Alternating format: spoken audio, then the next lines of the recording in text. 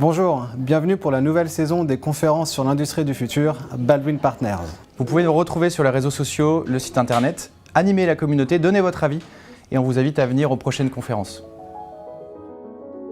Bonsoir à tous. Comme indiqué sur la planche, je m'appelle Benoît Jolivel et je suis donc responsable technique d'un des secteurs de production de l'usine d'Airbus à Nantes.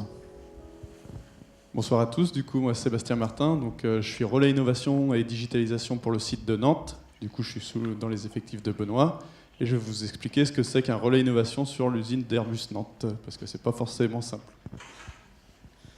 Donc comme la question a été posée tout à l'heure, je parle bien de l'usine de Nantes, il y a aussi une usine à Saint-Nazaire pour Airbus.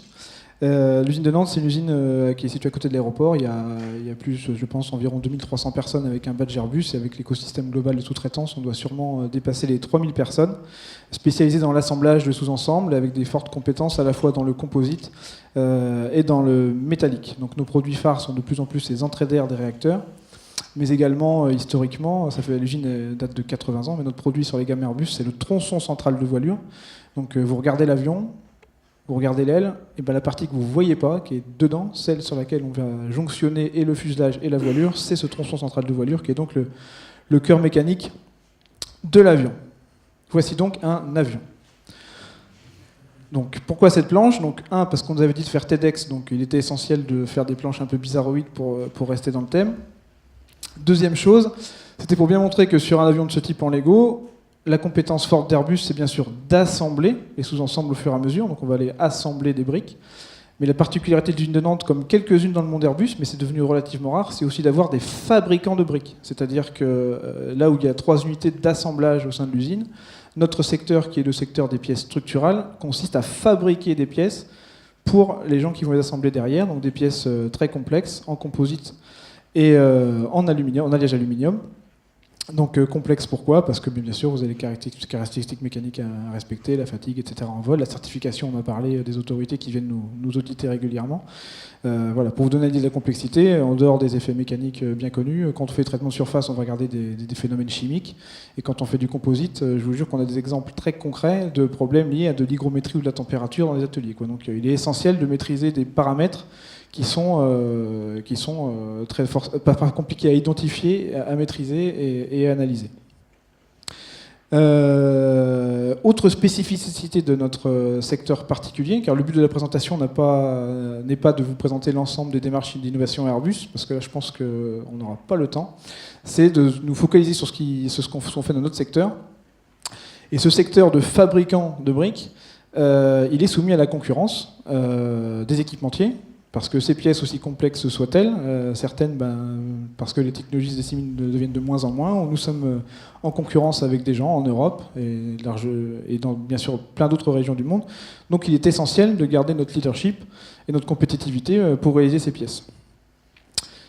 Troisième aspect qui est tout aussi important, c'est que dans ce monde Airbus, comme je l'ai dit, la plupart des gens donc assemblent des briques et peu de gens en fabriquent, ce qui fait que les initiatives de déploiement de nouvelles méthodes, de nouveaux outils, de digitalisation, etc., sont forcément priorisés sur nos collègues assembleurs, ce qui est légitime, mais c'est vrai que dans notre secteur d'activité, de fabricants, on n'a pas forcément le sponsoring ou la priorité pour développer ces types de nouveaux systèmes innovants. Donc il faut mettre en place des choses un petit peu différentes.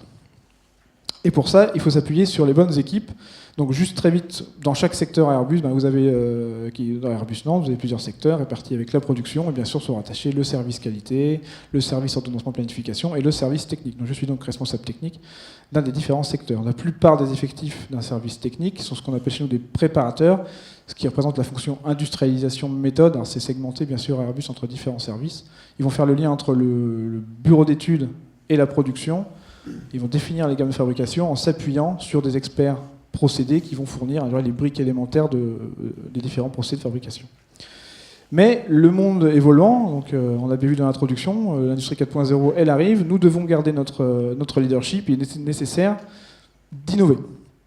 Et cette innovation, ce que j'ai décidé il y a quelques années, c'est de m'adjoindre, au-delà de mes équipes de préparateurs, des experts. Donc, il est essentiel pour qu'un plan se déroule sans accroc, d'avoir les ressources au bon endroit, avec les bonnes compétences.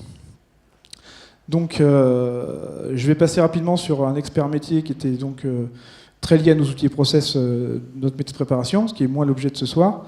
J'aurais pu venir avec notre expert Big Data, qui est aujourd'hui malheureusement à Toulouse en train de faire des choses de data analyst que les data analysts font entre eux. Moi, ça parle de Python et tout, bon ça c'est pas mon domaine d'excellence. Pourquoi avoir investi sur un expert Big Data? Donc, c'est quelqu'un qui était expert procédé, qui a souhaité se former, donc il y a des formations internes à Airbus pour justement monter en compétences. Le marché est très tendu, donc il est difficile déjà de trouver des data analysts à l'extérieur. Donc du coup, on a des formations qui sont développées pour que chaque secteur s'équipe en data analyst. Et par rapport à ce que j'ai dit tout à l'heure sur la complexité de nos pièces, eh bien, il s'est avéré qu'on avait un cas d'usage très intéressant qui nous avait montré qu'il était essentiel d'aller capter la data process du fournisseur pour pouvoir l'analyser, en déduire des corrélations, pour pouvoir chez nous arriver à sortir des pièces dans un état de qualité et de performance acceptable. Et du coup, misant sur cet exemple réussi, nous avons parié sur intégrer un data analyst au plus près du terrain et non pas expert d'un service central, capable de répondre à des besoins dans l'ensemble de nos services de notre unité de fabrication, à la fois sur les domaines techniques, donc vraiment pour les gammes de fabrication, les procédés, mais aussi capable de déborder de son périmètre pour aller aider les gens de l'ordonnancement à analyser leurs données sur des cycles, etc. Et vraiment ne pas faire que de la technique, mais être un support pour l'ensemble du service. Et donc, vous avez la chance aujourd'hui d'avoir avec nous Sébastien, qui est donc un correspondant innovation et digitalisation. Il va vous parler de son métier mieux que moi. Pourquoi ce correspondant initialement? Pourquoi l'idée? C'est-à-dire que, voilà, la graphique de l'introduction, vous avez vu que voilà, l'impression 3D, par exemple, de manière naturelle, quelque part, des imprimantes 3D sont apparues dans l'usine pour nous permettre de prototyper des petits outillages avant de les lancer en fabrication définitive. Certains de nos préparateurs avaient des compétences pour le faire, donc ça s'est bien déroulé de manière assez naturelle. Un peu sous le radar des hiérarchiques, finalement, c'est assez spontané. À l'inverse, des initiatives, bien sûr, globales pour favoriser l'innovation à Airbus se faisaient jour. Et il était essentiel de faire le lien entre ce terrain qui avait des envies, ces initiatives plus générales, et pour être plus efficace et avancer. Donc, vu que Sébastien en parlera mieux que moi, je vais lui laisser la parole. Donc du coup, Relais Innovation, qu'est-ce que c'est? Relais Innovation, c'est pas un métier qu'on trouve comme ça dans les offres d'emploi. La preuve est que c'est un métier qui s'est créé sur Airbus Nantes. Moi, avant, j'étais préparateur pendant 8 ans. Donc, on m'a demandé, est-ce que tu veux être Relais Innovation une journée par semaine? Innovation, pour moi, c'est un mot qui sonne plutôt bien, donc j'accepte, pourquoi pas. 2017, l'activité prend de l'importance, je passe à 100%, très bien. Maintenant, Relais Innovation, il n'y a pas de fiche de poste. Donc, qu'est-ce qu'on va mettre dedans? Traduction du poste, Relais Innovation. Relais, on va y mettre des notions de réseau, de partage, de communication. Donc, on se connecte au réseau existant, réseau innovation qui existait, réseau digitalisation. On crée des forums où les gens peuvent s'exprimer. Ça peut être intéressant, on se dit. On recherche, on va sur Internet, on fait, tiens, on tape innovation, qu'est-ce que ça donne? On tape industrie 4.0, qu'est-ce que ça donne? Et on se connecte à l'écosystème par des benchmarks et ce genre d'activités que vous connaissez bien, ou ce type de soirée où on peut rencontrer des industriels différents. L'important étant de créer des lieux et des moments où les gens se rencontrent. Donc, à partir de ce moment-là, on crée des échanges, on partage. Ensuite, quand on tape innovation, qu'est-ce qu'on a? On peut imaginer, moi ce que j'en ai compris, c'est que l'innovation intervenait à la convergence de la faisabilité, de la désirabilité et de la rentabilité. On a des triptyques, des graphiques qui existent là-dessus, peut-être vous le connaissez. Et puis ensuite, il y a le concept, donc vous en parlez très bien, usine 4.0, donc la cobotique, la réalité augmentée, les Fab Labs, la digitalisation. Ok, bon, à partir de là, on va essayer de faire une feuille de route et de créer un poste. Excusez-moi. Donc, personnellement, je ne suis pas expert techno, j'ai une licence en mise en œuvre des matériaux composites, donc moi, l'industrie 4.0, je connais, mais un peu de loin. Donc jusqu'à maintenant, comme je vous disais, je faisais de la résolution de problèmes sur des process composites. Donc par contre, on peut en sortir une proposition de valeur de ce job de relais innovation. Donc sur le thème de l'innovation et de la digitalisation, il y a un intérêt à créer du lien entre les besoins prod et les technos issus de l'industrie 4.0. Ce lien, il n'existe pas encore très bien dans l'usine de Nantes, et le but du relais innovation est de le développer. Il me semble qu'on a gagné le jour où dans ces moments concrets, dans ces lieux qu'on crée, eh bien, on a gagné le jour où un opérateur ou un métier support, il vient vous voir, on lui présente une techno, il revient sur son quotidien, et là, il se dit, ce que j'ai vu là, c'est applicable à mon quotidien, et du coup, il commence à réfléchir à comment intégrer cette techno, à prendre des contacts, et finalement à créer de la valeur. Parce que le concept, c'est bien, le quotidien, c'est bien, mais finalement, en mettant en relation le concept et le quotidien, c'est mieux. Donc finalement, si on me demande mon activité, c'est quoi? C'est créer du lien entre des compétences et des besoins. Les compétences, elles sont internes, elles sont externes. Les forums innovation, les réseaux, le bench, tout ça, ça permet de présenter les compétences à des futurs utilisateurs. Maintenant, les utilisateurs, eux, qu'est-ce qu'ils apportent? Ils apportent leur pain point. Les utilisateurs, c'est ceux qui ont les cailloux dans la chaussure, c'est ceux qui ont besoin qu'on les aide, les technos sont là pour les aider. Donc finalement, l'ambition de mon poste, c'est traduire de manière opérationnelle l'innovation, les concepts d'innovation. Donc maintenant, les idées, les cas d'application, comment on fait? Qu'est-ce qu'on va chercher? Les cas d'application, ils peuvent remonter tout seuls. On a créé des moments, on a créé des lieux. Donc les gens vont faire les connexions, ils vont essayer d'appliquer ce qu'ils ont vu sur leur quotidien. Ou alors on va partir à la pêche. On va aller se connecter avec le terrain, on va questionner, on va interviewer, on va demander aux gens qu'est-ce que c'est, quel est votre caillou dans la chaussure. Et là, on va commencer à être dans la compréhension de ce qui se passe à l'atelier et on va commencer à imaginer comment l'innovation peut rendre service. Maintenant, dans tous ces cas d'application qu'on sort, tous ne sont pas bons. C'est là où nous, on doit faire le tri.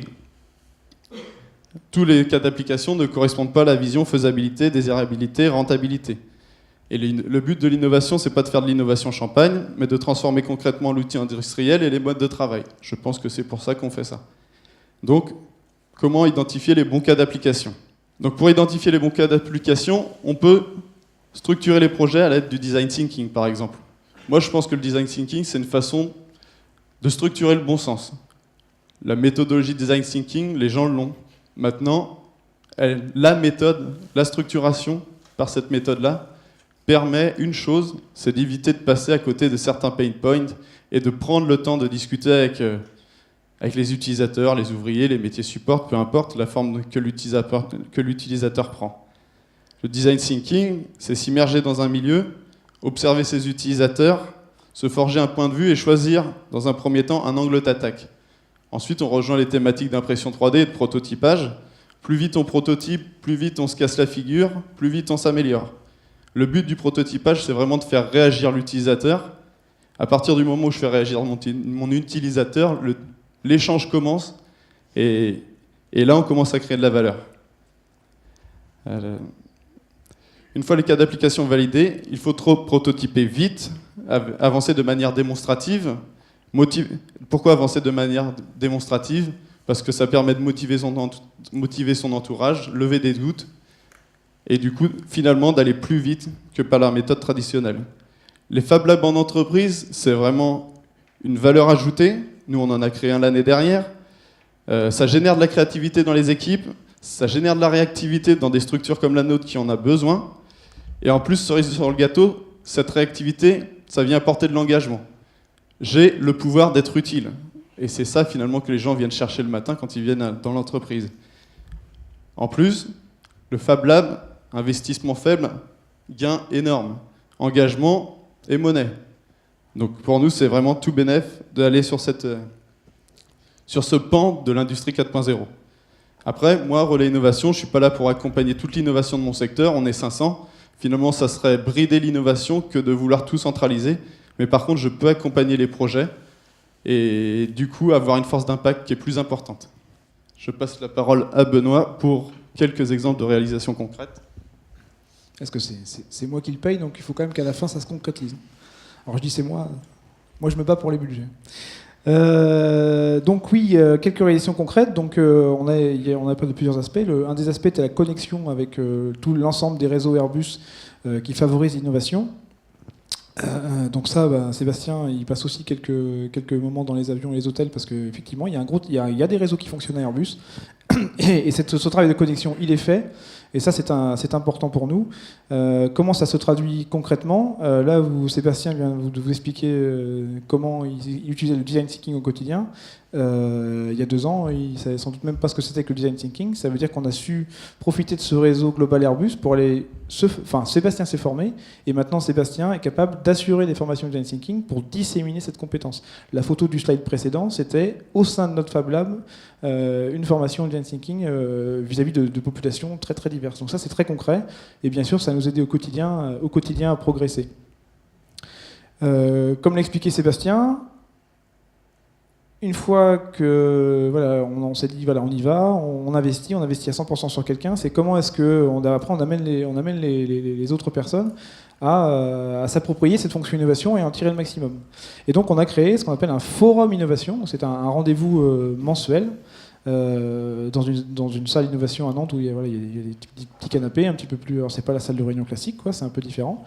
Et Sébastien nous fait un bilan de l'actualité, récupéré sur les réseaux Airbus, récupéré sur Internet, etc. Ça, de l'innovation, des choses qui pourraient nous intéresser, techniques mais pas que, beaucoup de choses aussi sur les ressources humaines, etc. Et on fait des interventions de gens qui sont du secteur, qui viennent exprimer soit des réalisations, soit des besoins, justement, pour pouvoir échanger avec la communauté pour dire, mais tiens, qu'est-ce que tu penses qui pourrait m'aider dans l'industrie 4.0 sur les nouvelles technologies? Et aussi d'interventions extérieures. Extérieures, ça peut être extérieur de notre service, des gens de Nantes, d'autres services qui viennent nous voir, des gens qui viennent de la galaxie Airbus qui viennent nous voir des experts de l'extérieur. Typiquement, une des belles séances qu'on a eues, c'était une série de démonstrations d'exosquelettes, par exemple.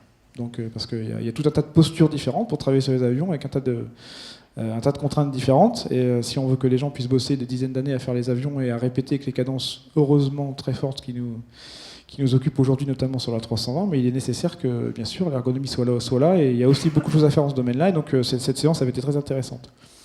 Pour favoriser donc, la récolte des cas d'application, on a été amené à faire des concours. Là, l'affiche que vous voyez là, c'est l'affiche du dernier concours qu'on a fait sur le big data. On a dit, voilà, nous avons un data analyst, il est formé, il peut vous aider dans votre domaine au quotidien. Et puis bon, on a attendu, puis les sujets venaient pas forcément. Donc on dit, faisons un concours. Donc on va faire un concours, venez avec vos cas d'application, et puis on désignera un vainqueur, et le vainqueur, il aura le nounours en impression 3D. Là. Eh bien, nous avons fait ce concours, et des gens sont venus, ont expliqué, ça a lancé la dynamique. En l'occurrence, ce jour-là, le vainqueur était quelqu'un de la planification, donc un domaine non technique. Mais malgré tout, le fait d'avoir récolté toutes les idées, ça va nous permettre de définir notre feuille de route Big Data 2019. Donc, objectif atteint, on est reparti avec beaucoup de données qui vont nous améliorer la performance à l'issue de cette année, de prioriser nos actions. Le premier concours qu'on nous avions fait, c'était un concours de cobotique. Donc on avait dit, voilà, les cobots, ça a l'air sympa, tout le monde en parle. En quoi ça peut nous aider dans notre quotidien? Pareil, on a lancé l'idée, venez nous voir, venez au forum innovation, et on a demandé à des gens de pitcher sur leur cas d'usage cobotique. Et on était assisté de quelqu'un de l'IRT d'à côté de chez nous, là, et donc qui a su après noter la faisabilité, etc. Et donc on est ressorti avec plusieurs cas d'usage cobotique, dont un qu'on a poussé, en plus avec des gens qui ont adhéré à notre idée là, dans le réseau. Alors du coup, par rapport à ce que je dis tout à l'heure, on n'avait pas le sponsoring officiel de projets qui du coup se focalisent plus sur l'assemblage en première intention. Par contre, on a maturé avec 2-3 chercheurs de chez nous, etc., pour arriver à quelque chose d'assez intéressant. Alors la frustration aujourd'hui, c'est que du coup, il est suffisamment mature pour qu'on se heurte au mur de l'investissement et de la CAPEX. Donc là, il faut qu'on revienne dans les circuits un peu plus classiques avec un peu plus d'inertie. Mais on est quand même assez fiers d'être arrivé jusque-là à partir d'un petit concours un vendredi matin dans une salle, quoi. Une deuxième chose intéressante en filigrane de la diapo ci-dessus, c'est que cette diapo a été réalisée par une stagiaire. Et on a souhaité là aussi évoluer sur nos recrutements de stagiaires. Alors les écoles d'ingénieurs c'est très bien, j'en sors donc c'est forcément pas mal. Mais pour l'innovation, on est allé, parce que c'était aussi des gens qui évoluent dans notre réseau, chercher une stagiaire à l'école de design de Nantes. Et qui nous a beaucoup apporté, car au-delà de cette affiche, on a pu réaliser quelques belles choses et aussi évaluer le potentiel de ce type de compétences au sein d'un établissement industriel, dans le sens où on est allé chercher des méthodologies. Donc des méthodologies de recueil, quand on disait et analyser le besoin, comprendre le besoin de l'opérateur, Alix nous a aidé avec des méthodologies qui nous étaient pas communes, on va dire, à aller chercher de manière très, très simple, très graphique pour les opérateurs pour spécifier le besoin, et ça nous a beaucoup aidé. On a travaillé avec elle sur du design d'espace. Donc là aussi, c'est en lien avec l'ergonomie, c'est en lien avec user interface, user experience. C'est comment un atelier, comment un outil industriel peut s'intégrer dans un atelier ou dans un bureau. Et typiquement, à l'heure où je parle, on a complètement revu un espace de travail sur un secteur, conformément au plan réalisé par nos stagiaires de l'école de design l'année dernière. Donc des vraies réalisations concrètes. Le Fab Lab, on en a parlé. Et puis, vu que je suis digital, je retourne. Ah, c'était notre... C'est pour ça que c'est mélangé. Et voilà. Et sur d'autres sujets, donc, il faut faire simple. Nous n'avons pas le sponsoring prioritaire, ce qui est tout à fait normal, donc il faut qu'on arrive à faire simple. Donc, sur la réalité augmentée, donc, nous sommes sur des cas bien travaillés, bien bouclés qu'ateliers. On est à 2 doigts aussi d'arriver à des choses très intéressantes. On a le MES, j'ai vu ça tout à l'heure, là aussi, on développe des choses pas mal. Et d'autres initiatives de type ressources humaines qui sont aussi intéressantes. Et donc, on s'approche de la conclusion. Bilan et perspective.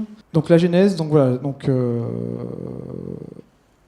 c'est un investissement, mais c'est un domaine où il faut comparer le risque à faire avec le risque à ne pas faire.